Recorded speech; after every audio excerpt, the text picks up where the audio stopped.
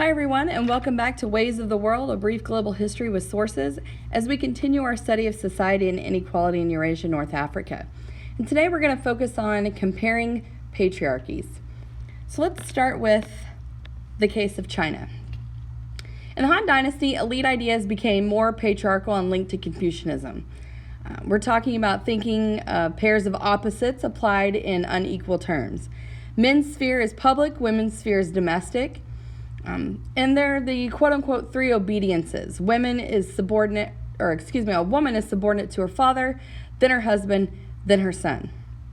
A woman writer, Ban Zhao, 45 to 116 CE, is a female inferiority reinforced by birth rituals.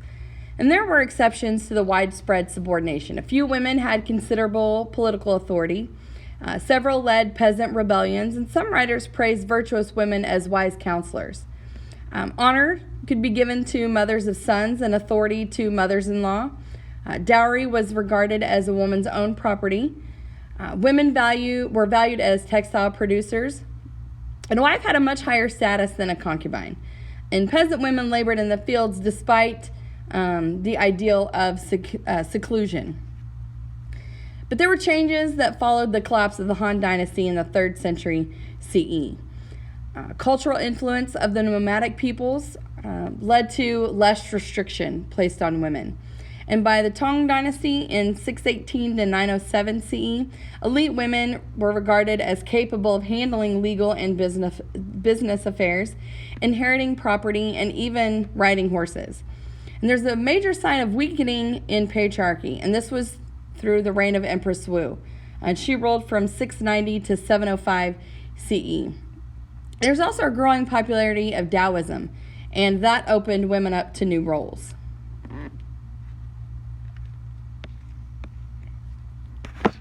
Okay, so now let's look at the rebellion of Spartacus. Now, based on this map, why might those involved in the slave revolt have traveled along the Appian Way? Now, the Appian Way's primary purpose was the transport of troops between Rome and the Adriatic coast. This means that it would be littered with highly trained soldiers in service of law and order, so revolting slaves were wise to avoid it. Okay, and next, elite Chinese women at leisure.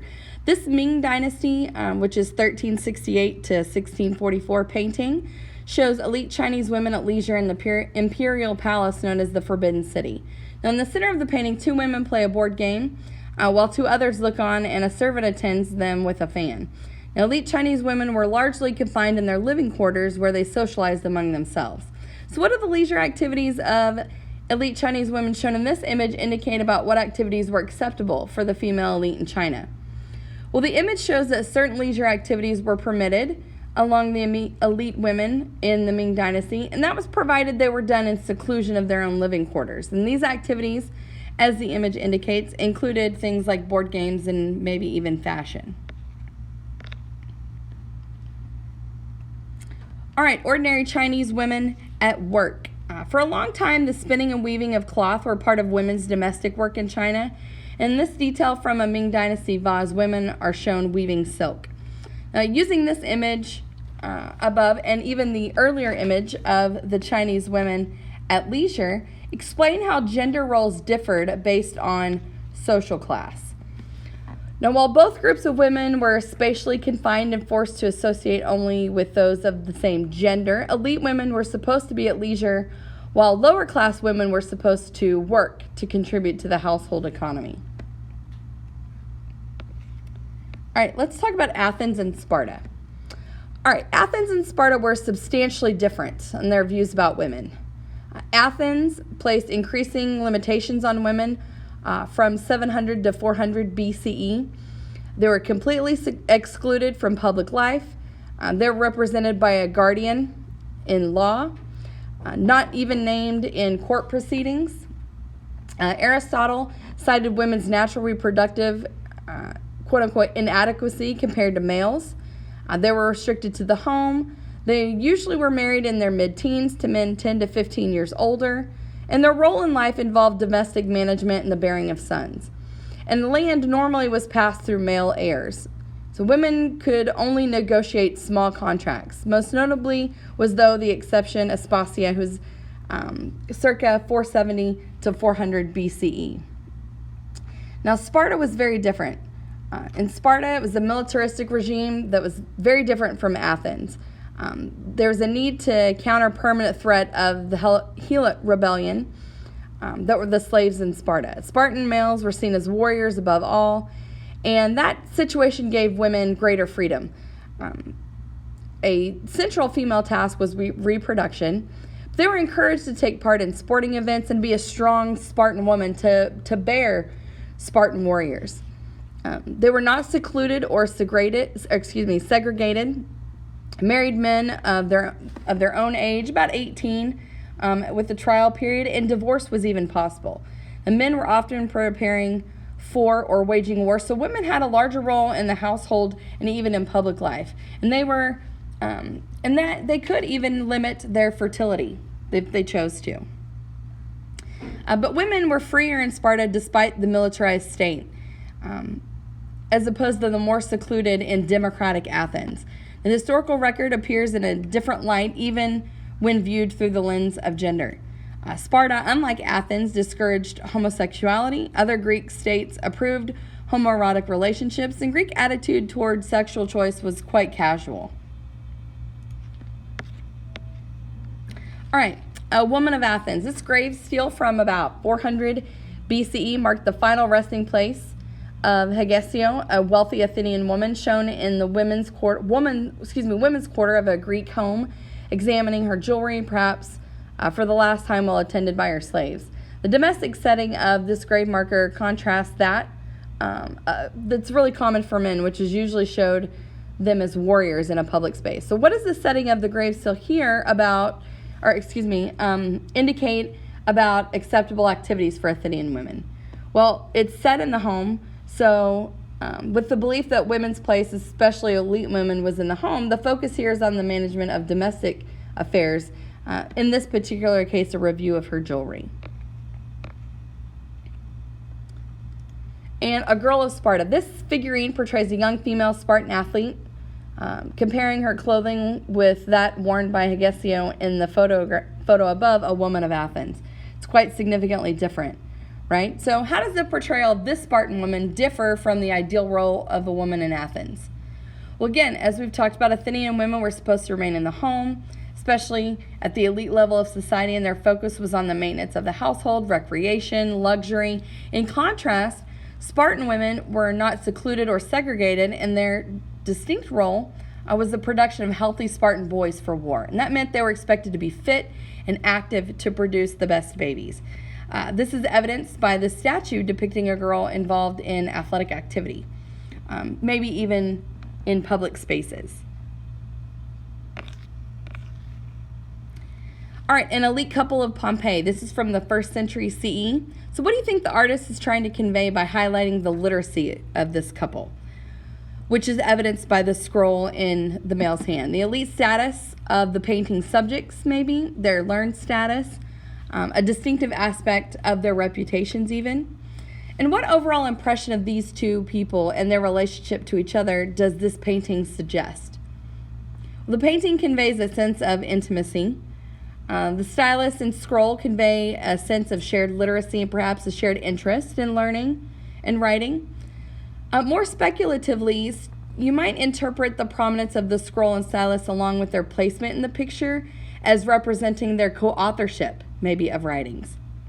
Though the title refers to Terentius Neo and his wife, you might also speculate about different possible relationships between the subjects, like maybe it's brother and sister as opposed to husband and wife. A dinner with friends, also from the 1st century CE. What signs of social status are evident in this painting? And what conclusion might you draw from the gender balance at the banquet? Well, the clothing of the seated figures is that of elite Romans. Their seated position on benches indicates their role as participants at the banquet rather than servants. And the elite figures in the painting are depicted larger than the slaves. I don't know if any of you noticed that. And the distinctive dress of the slaves with legs exposed to make work easier distinguishes them from the banqueteers. Now the slaves' positioning One kneeling and one standing in the background also indicates their social status. The gender balance is unclear, as it is possible that a woman, possibly the wife of the man hosting the banquet, exists right the center with her head covered. Nonetheless, it can be said that the almost solely male attendance at the banquet suggests that such fairs were mostly, if not entirely, a male activity. All right, an evening at a Pompeii bar, 1st century CE. What might we learn about tavern life from these images? Well, drinking, gambling, and prostitution were features of tavern culture. And from the dress of the figures, we may learn something about the status of those who frequented taverns. Scenes provide some specific details about the types of gambling games played in taverns, and we might see from the images how taverns were decorated. So what roles did women play in the taverns? Typically, women served as prostitutes or barmaids, and the images provide no evidence that women frequented taverns as customers, but clear evidence that they worked in taverns. All right, a household shrine from Pompeii, 1st century CE. What significance might you find in the shape of the Lavrarium, which resembles a Roman temple? Would it be natural for a family constructing a site within their home through which they hope to secure supernatural aid to copy the architectural styles of public sites dedicated to the same purpose? The ornate carved structure was incorporated to display the wealth and status of the household.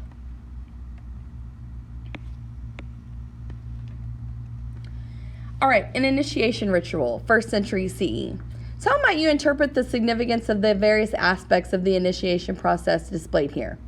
Consider the role of maybe whipping, the dancer, and the relationship of the initiate and the woman whose lap she is resting her head. Well, the scene portrays one of the trials or purifications that an initiate undergoes. The whipping is most likely part of the purification ritual. The dancer possibly represents the ecstatic and uninhibited behavior that the initiate could look forward to after becoming a full member of the cult. The woman whose lap that the initiate is resting may represent authority as the leader of the cult or even a representative of Dionysus. And the woman may be acting as a guide, leading the initiate through the rituals of death and maybe rebirth. So what did the mystery cults of Isis or Dionysus provide that neither the state cults nor household gods might offer? There's a sense of belonging to a select community, opportunities to break with the social conventions and norms, a more personal, emotional, and intimate spiritual life. Ritual initiation was given into sacred mysteries, the codes of moral behavior, and even the promise of an afterlife. And that concludes our study of Comparing Patriarchies. I will see you guys next time.